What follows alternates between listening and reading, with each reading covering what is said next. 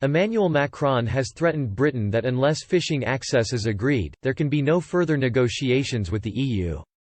However, according to former MP for Grimsby and Brexit campaigner Austin Mitchell, the French president's bullying will ultimately fail as Britain can easily find a way to circumvent his intimidations. Last week, sources close to the British negotiating team said the UK would stick to its demand to have control over its coastal waters as it continues to hold out on submitting detailed plans on fishing rights to Brussels.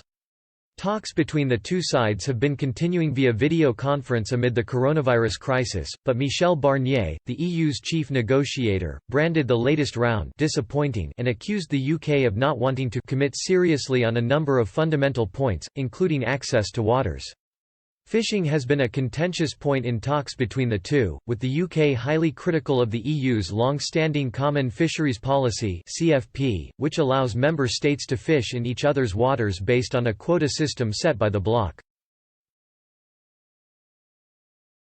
The EU's own mandate for Brexit trade talks says the UK and Brussels should fix a long-term deal on access to each other's waters in exchange for a free trade agreement (FTA), but the UK is pressing for annual talks to set those quotas, with the ability to block EU vessels if those discussions break down.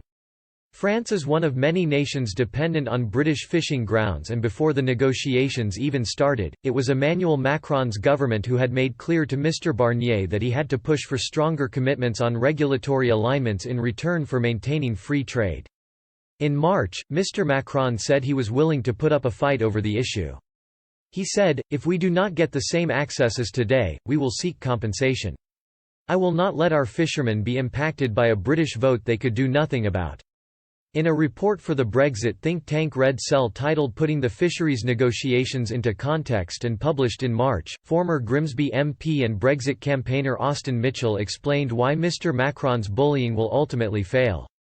He said, "The first effort from France was to threaten import bans on British fish unless EU vessels got access to British waters. That looks potent since 3/4 of our catches do go to the EU, but in fact tariffs can hardly go higher than the minimum levels imposed on Iceland and Norway and will in any case be paid by the consumer. Endless red tape on perishable goods would be more difficult, but if the French state can't control its own trade, other states will take it. So, the next tactic is to insist that unless fishing access is agreed there can be no further negotiations, and no access for our valuable financial services. Such bullying will hardly appeal to other EU members and is in any case chronologically difficult since Britain leaves the EU at the end of this transitional year and then becomes an independent coastal state controlling its own waters under the UN Law of the Sea. The CFP then has no jurisdiction. Mr Mitchell noted, that will reduce the EU's claim to a simple demand for access. It will be pitched unacceptably high but is negotiable. Until the British fishing industry is rebuilt and reorganised, there is fishing capacity to spare, as long as access is on a reducing scale and decided on an annual basis.